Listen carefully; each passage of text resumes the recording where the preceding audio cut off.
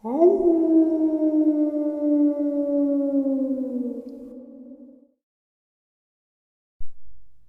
greetings and salutations, and welcome back to the second half of today's uploads. Before we get into this, though, a couple links. As you know, I rely on Patreon, PayPal, and my merch to help the channel to continue to grow and go. The links to Patreon and PayPal are in the description below, my merch displayed directly under this video. Also, Dogman, Frightening Encounters, Volume 1, 2, and 3, the audiobook versions. They were written and researched by Tom Lyons, narrated and produced by me, Jeffrey Nadolny. Those audiobooks are available on Audible, Amazon, and iTunes, the links to which are also in the description as well. Now, everyone, I have taken far too much of your time, and there are too many questions that need answering. Let's get into this, shall we? Now, like I said a long time ago, for those of you that have been with the channel, I have been fascinated with the unknown since I was a little boy. The Time Life book from the 80s, the commercial, read the book. My mom got me that book. I was obsessed with that book. I was obsessed with UFOs, with Bigfoot. I was obsessed with science, with dinosaurs, whatever. And I wanted answers to things that I couldn't answer. I remember my grandfather being very interested in things like this.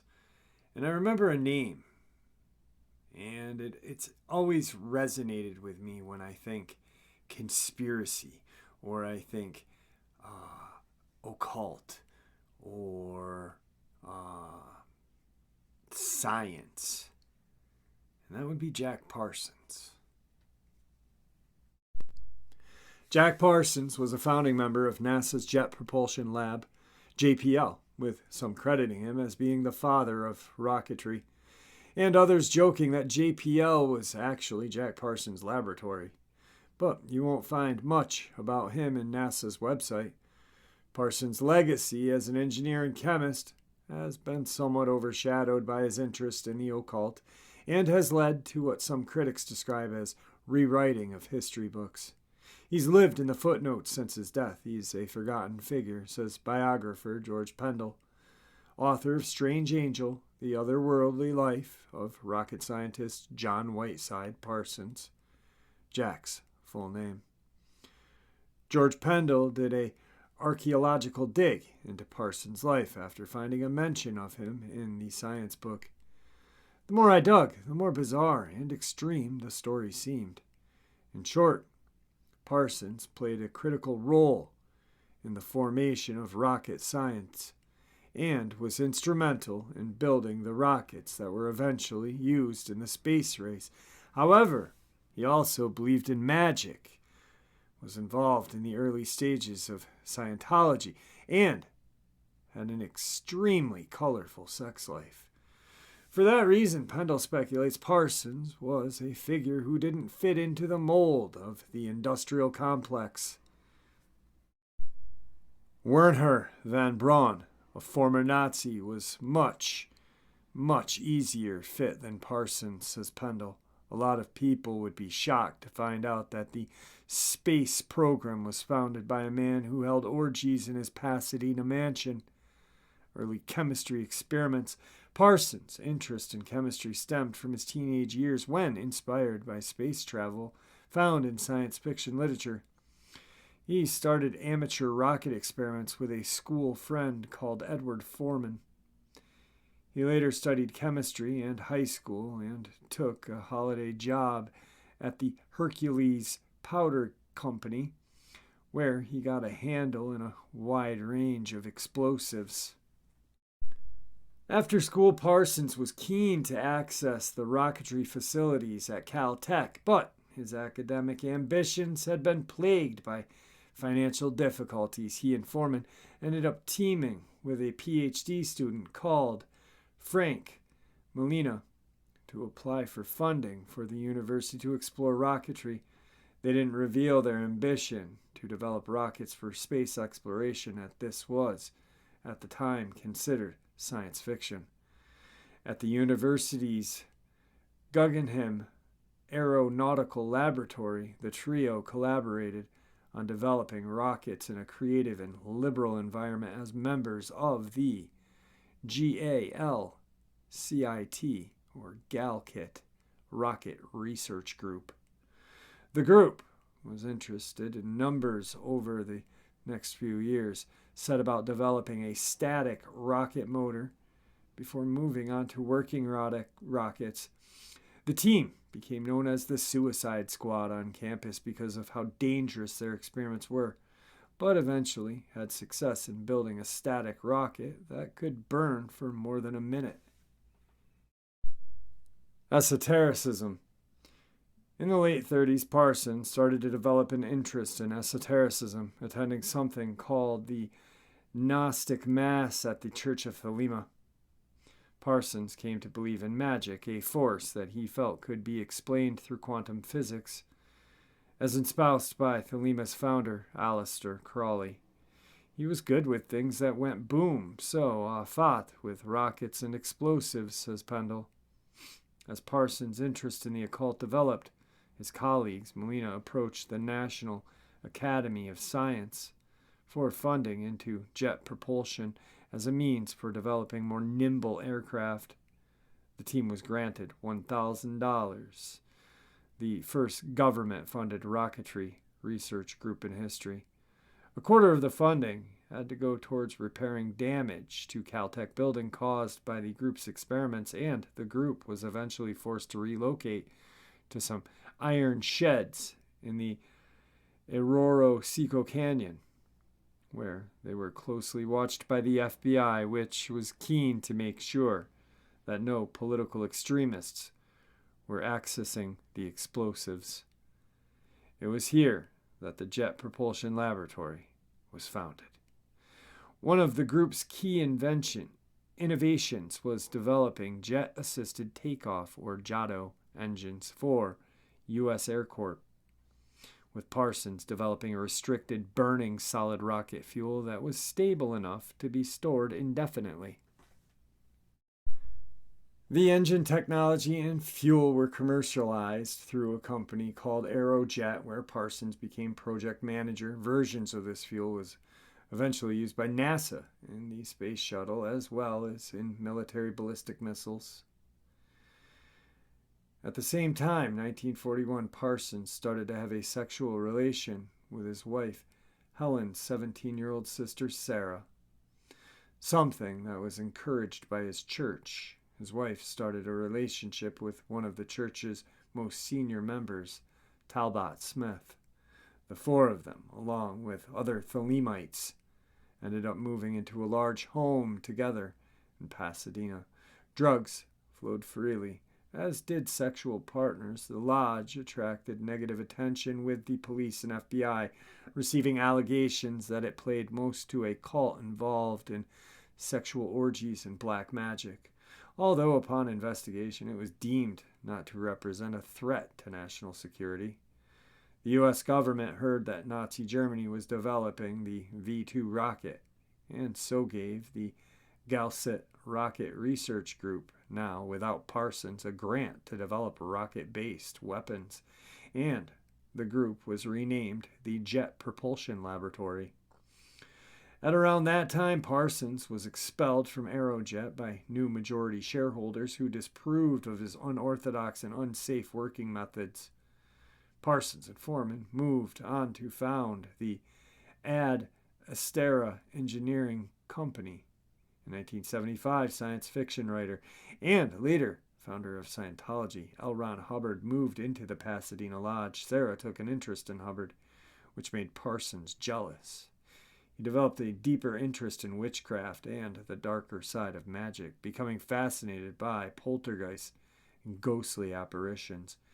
In a bid to conjure up a new lover, he took part in an extraordinary ritual where he would masturbate onto magical tablets to the sound of music.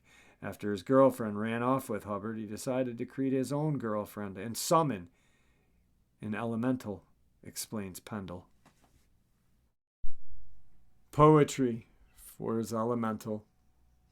After one such ritual in 1946, Parsons decided he had managed to conjure up his perfect woman. So when he came into contact with Marjorie Cameron, he was convinced she was the one. He felt as though his elemental had arrived, said Pendle. Cameron had no idea that she had been invoked in this way.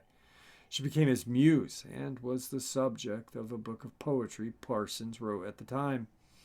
When you think about scientists, you don't think of them as necessarily being fun or having a creative side, but Parsons saw himself of being at the end of the line of the group of scientists, stretching back to Newton, who saw himself as a natural philosopher, explains Pendle. Newton wrote about alchemy. Poetry used to be part of what the scientist was. He was a Renaissance man with a whole swath of interest. When Parsons worked on his rocketry experiments in the desert, he would recite a pagan poem to Pan. Pendle doesn't see this as particularly strange, saying, "They were all young guys. It would have been like going into a huddle and shouting the name of your team." Parsons' financial fortune fell apart after he invested his life savings in co-founding a company with Hubbard and Sarah, his ex-girlfriend, and her current primary partner. Hubbard convinced Parsons he was going to buy yachts and resell them at a profit, but this never happened. Parsons lost the vast majority of his money into a scam. The company fell apart, and eventually Hubbard and Sarah went on to found Scientology together, shunned in the Cold War. Parsons remained a specialist in rocketry and was often called as an expert witness in police investigations involving explosives. He was good with things that went boom, so Alafat with rockets and explosives, said Pendle. As the Cold War set in, any academics suspected of being communist sympathizers were froze out. Parsons and many of his colleagues lost their security clearance, leaving him unemployed. He found himself earning money as a manual laborer, hospital orderly, and a car mechanic. Having been pushed out of science, Parsons became even more deeply entrenched in the occult. He ended up applying his skills to create pyrotechnics and explosives for the film industry. Just before a planned trip to Mexico in 1952, Parsons, who was 37, received a large order of explosives for a movie. While preparing the order, there was an explosion involving mercury in which Parsons suffered fatal wounds. Some of his friends suspected a state-sponsored conspiracy, although it was ruled an accident. Fulgur Press, to mark the centenary of Jack Parsons' birth in 1914, Fulgur Press is publishing a collection of Parsons' poems, songs for the witch woman, which he wrote about Marjorie Cameron. It proves an intimate glimpse into the final years of their relationship, which is cut short by his untimely death. Cameron provides the illustrations. In the poems, he's writing to what he saw as a magical creature, explains Pendle. Parsons uses imagery that is pretty far out, says Pendle, mentioning a vision of a girl and goat dancing together in a satanic ritual where the girl is more fearsome than the goat she's dancing with. This is how he saw his relationship with Cameron. She was the girl he had summoned, but he was also terrified of her. Many of the poems are about a hidden world beyond the view of normal mortals, Pendle says. Parsons had his rocketry as well as his normal life. He discovered other worlds by imagining going into a rocket to the moon. He wanted to explore his new frontier. He saw both space and magic as ways of exploring these new frontiers, one breaking free from Earth literally and metaphysically. In the end, it was Parsons' poetry and other interests that ended his career in rocketry. The government doesn't really want any people with quirkiness, says Pendle. With all of the rumors about the Pasadena Lodge, the magic, the chanting poems at rockets, he couldn't fit into the government job. In Pendle's view, Parson is the founding father of rocketry and should be recognized as such. The sentiment is echoed by a number of his colleagues, including Werner van Braun and Molina, who felt as though his contributions to America space technology had been neglected. If you are looking for a conspiracy, it's not his death, it's why he's been wiped from history.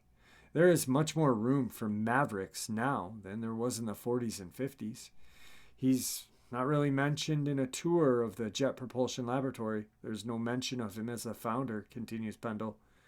He may be referenced briefly in the footnotes, but it's the occult side of his life that keeps his light burning, not the science.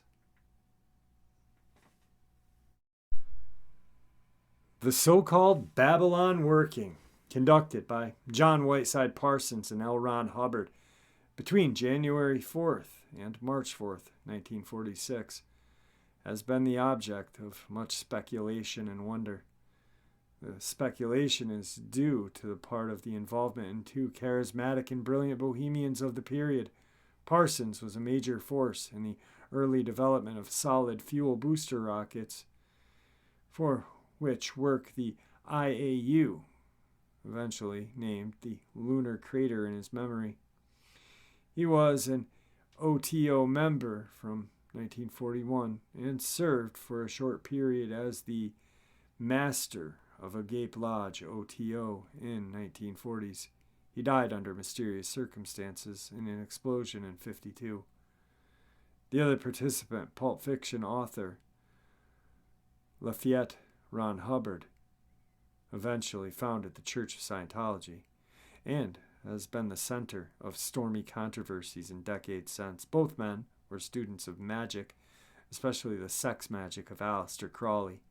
According to Bent Corridon, Hubbard once confided in his son, Ron Jr., secrets, techniques, and powers I alone have refined, improved on, applied my engineering principles to, science and logic, the keys, my keys to a doorway of magic, my magic, the power, not Scientology power, my power, the real powers of Solomon. Hubbard Sr. made clear he was talking about sex magic central to the OTO system, but with a unique twist. Sex by will, love by will, no caring and no sharing, no feelings. Sex is the route to power. Scarlet woman, they are the secret to the doorway. Use and consume, feast, drink the power through them, waste and discard them. The idealist Jack Parsons could hardly have understood what sort of man he was dealing with, he wrote Crawley in February of 46. About 3 months ago, I met Ron. He is a gentleman. He moved in with me about 2 months ago. And although Maggie and I are still friendly, she has transferred her sexual affections to Ron.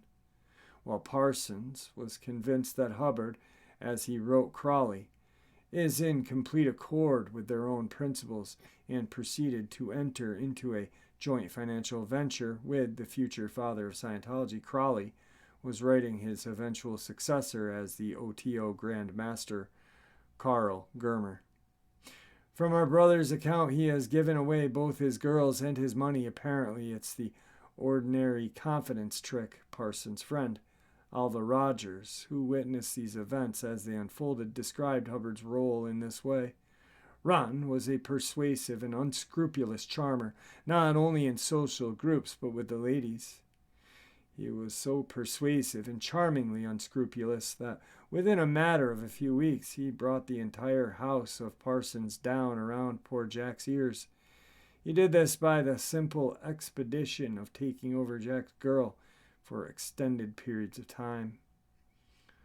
No, when acquired an interesting little bit of related information the other day from the hand of someone with the curiosity, Valine vibe, in regards to a footnote mentioned in 1962's Dark Horse article by the late and much admired Alva Rogers, found in another Parsons article we had recently posted. The mysterious researcher noted it might be worth pointing out that he has another tangential Hubbard connection as the author of the Requiem for the Unknown, a book on fantasy It was against this background that Parsons and Hubbard embarked on the Babylon working, an elaborate sex magic experiment designed to bring Babylon into physical manifestation. The whole concept of the magical child has several distinct interpretations. In the more orthodox and traditional view, sex magic is employed to manifest, by an act of pure will, a magical being, the material basis of which the sexual fluids themselves. A more literal interpretation holds that magical rituals such as the star sapphire will produce a moon child. That is, a living child who serves as a host to the super being that is. The child is an avatar in the Eastern terms, or an incarnation of the divine in Western thought. Yet a third interpretation is that sex magic is simply the yoga of sex, and the magical child is the transformed sex magician himself. Hubbard and Parsons were aiming at the second literal interpretation, to manifest a scarlet woman willing to conceive a child who would embody a transformative goddess, being Babylon. Crowley wrote Grimmer. Apparently Parsons, or Hubbard, or somebody is producing a moon child. I get fairly frantic when I contemplate the idiocy of these loots. The recreation was certainly excessive. Crowley's successor of the Grand Master of the OTO in the 80s, Betta, noted that the adequate chronicle of Parsons' now famous Babylon working of 1946 EV has yet to be published. Most published accounts focus on his friendship and falling out with the Church of Scientology founder L. Ron Hubbard, without appraising the larger issues of what was actually being attempted and why. Certainly, Parsons' own description of the working is based on fundamentals of ceremonial sex magic. In the Book of Babylon, January 4th through March 4th, 1946, E.V. Parsons outlines the entire experiment, including the reasons for it. The present age is under the influence of a force called, in magical terms, Horus. This force relates to fire, Mars, and the sun, that is, to power, violence, and energy. This force is completely blind, depending upon men and women in whom it manifests and who will guide it. A catastrophic trend is due to our lack of understanding of our own natures, the hidden lusts, fears, and hatreds resulting in the warping of love urge, which underlie the natures of all Western people, and take in a homicidal and suicidal direction. This impasse is broken by the incarnation of another sort of force called Babylon. The nature of this force relates to love, understanding, freedom, and is the necessary counterbalance or correspondence to the manifestation of Horus. Thus far, Parsons is reasoning in a sound manner. Keep in mind, however, that he is working with his friend Hubbard. Then, in the very process of making off with Parsons' money and lover, a man who was to tell his son Ron Jr.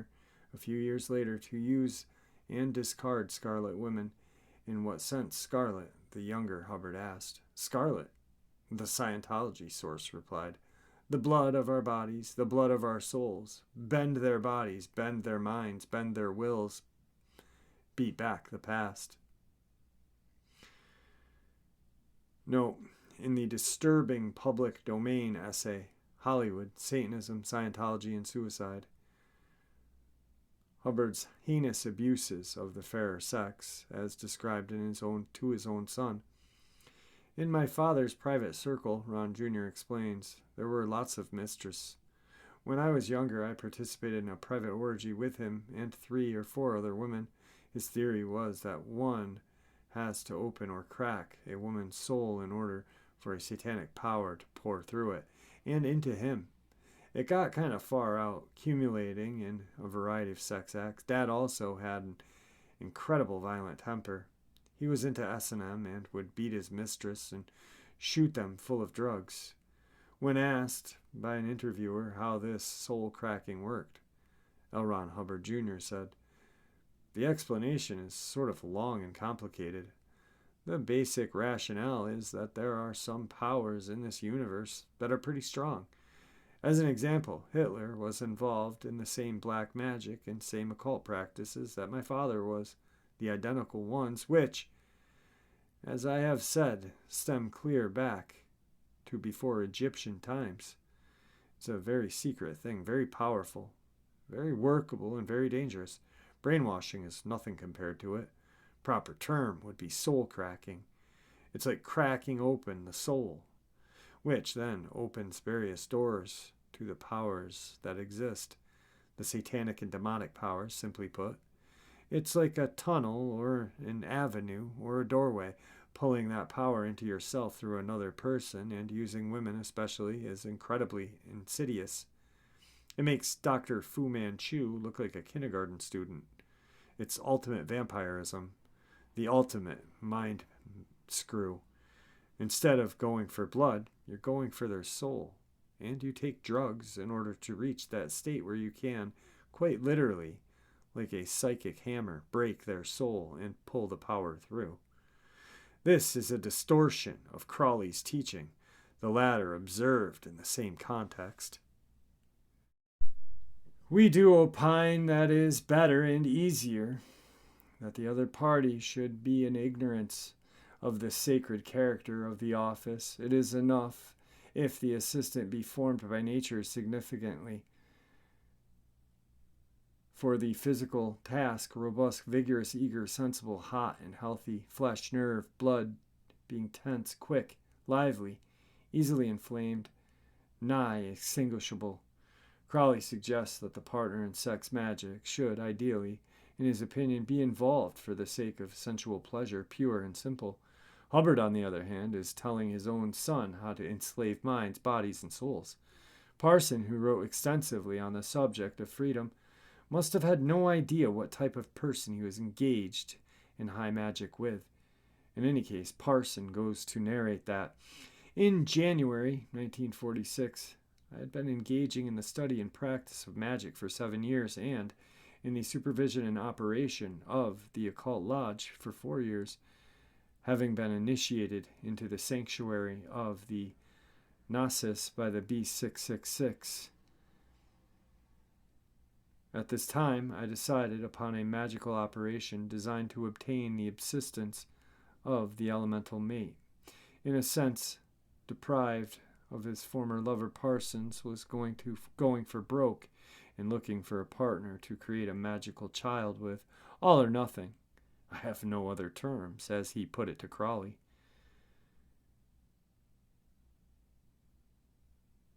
This is where things get crazy, all right? One of the big controversies or conspiracies is that L. Ron Hubbard and Jack Parsons, their moonchild was Hillary Clinton, and she is Horus, or the walking embodiment of evil, which I guess, if you look at it the right way, you might you might see it. Anyway, beginning on January 4th, well, also Hillary was born in October of 47, so beginning on January 4th, 1946 at 9 p.m., Parsons and Hubbard employed a powerful Enochian air tablet using an air dagger, parchment talisman, invocations, conjurations, Enochi calls, and invocations, and appropriate banishings, according to Parsons. At various times over subsequent days, windstorms were raised, electrical power was disrupted, January 14th, during which Hubbard alleged that a candle knocked from his hand by something. Several witnesses saw a brownish yellow light about 7 feet high, which Parsons banished. On January 18th, Parsons and Hubbard were out in the Mojave Desert when Parsons suddenly had an realization the experiment was accomplished. I returned home, he tells us, and found a young woman answering the requirements waiting for me. For the next month he invoked Babylon with her as his partner, as was proper to one of my grade. In other words, the sexual Eucharist of the Mass of the Holy Ghost. While his magic partner visited in New York on February 28th, Parsons returned to the Mojave and received a communication he referred to as Liber 49, the Book of Babylon, which identifies its source as Babylon herself. It should be noted that Hubbard was also away then. This is where things get real weird. Liber 49 asserts, among other things, the working is of 9 moons, and she shall wander in the witch wood under the night of Pan, and know the mysteries of the goat and serpent, and of the children that are hidden away. I will provide the place and the material basis, though the tears and blood, thy tears, thy sweat, thy blood, thy semen, thy love, thy faithful, shall provide. Ah, I shall drain thee like a cup that is of me, Babylon. Let me behold thee naked and lusting after me, calling upon my name. Let me receive all thy manhood within my cup, climax upon climax, joy upon joy. Gather together in the covens of the old, gather together in the secret, be naked and shameless, and rejoice in my name. It is interesting that much of this anticipates the emergence of Wicca at the time when Gerald Gardner in England was only beginning to formulate his ideas. Parsons spent much of the remainder of his short magical career writing on the subject of witchcraft. In any event, when Parsons communicated the good news to Crawley, the old magus was perplexed or amused, or conceivably both. He wrote Parsons, "You have me completely puzzled by your remarks. I thought I had a morbid imagination as good as any man's, but it seems I have not. I can't form the slightest idea what you can possibly mean." Apparently undaunted, upon Hubbard's return, Parsons prepared to impregnate his magical partner, impressed by a vision Hubbard had of a savage and beautiful woman riding naked on a great cat-like beast. According to Francis King account, Parsons was high priest and had intercourse with a girl, while Hubbard, who was present, acted as seer or clairvoyant.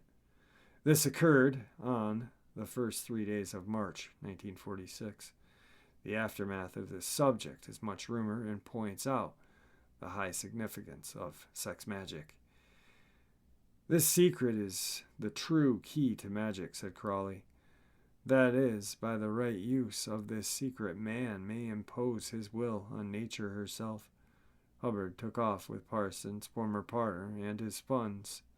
Parsons caught up with Hubbard in July of 1946 in Miami, having to invoke Barzabel to raise a storm at sea, forcing Hubbard back to shore. Ron Hubbard, nevertheless, married Parsons' former lover the following month and went to write Dianetics, the Science of Mental Health, and eventually to organize the Church of Scientology, built upon the hidden mythos of 75-million-year-old disaster in which the inhabitants of 76-planet galactic federation were blown up by a dictator named Xenu. This science fiction space opera from Hubbard's Pulp Fiction days forms a bizarre underpinning to an already bizarre story. The remainder of the tale depends entirely on whom you talk to.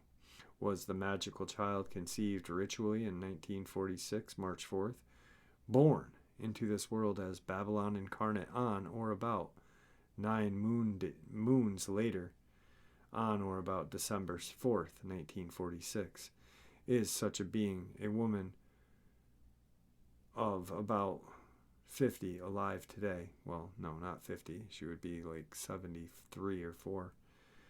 Or is there more ethereal birth, perhaps, on a spiritual level, a true birthday of Wicca and its various descendant bodies? Surely the timing of the Babylon working and the arrival of post-war baby boom is simultaneous in an eerie sort of way. UFO buffs have of late been toting the theory that Hubbard came to Parsons with a purpose more grandiose than the ordinary confidence game. In pulp fiction, in pulp magazine circles, he had encountered any number of occultists and border occultists. Talbot Mundy, Colonel Arthur Burks, Major Donald Keyhole, Ray Palmer, Richard Shaver come to mind, and had already formulated the core of the inner Scientology teaching outlined above. He wished to bring this other world into manifestation, but lacked the technical knowledge to do so. So he came to the innocent sex magician Jack Parsons.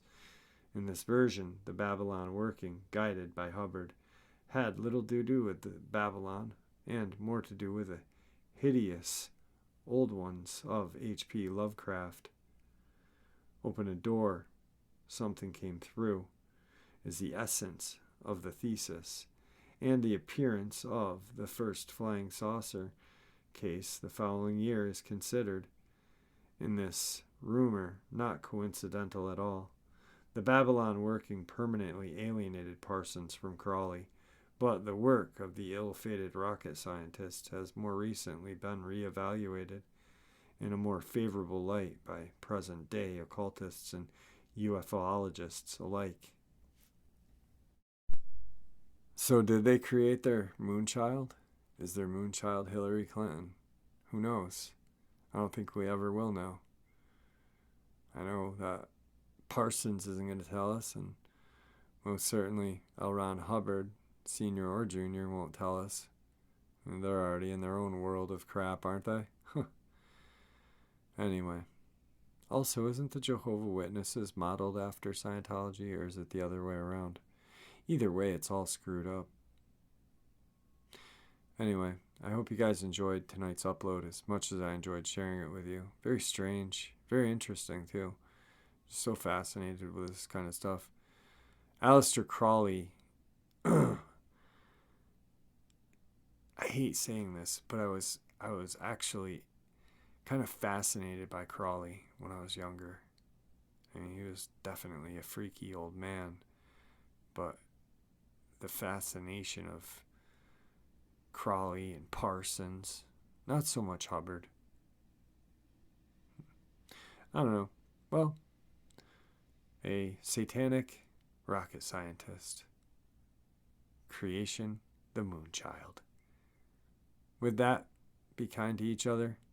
May the Great Spirit watch over us all, and may He guide us down that path we call life. Till tomorrow, my friends. Until tomorrow.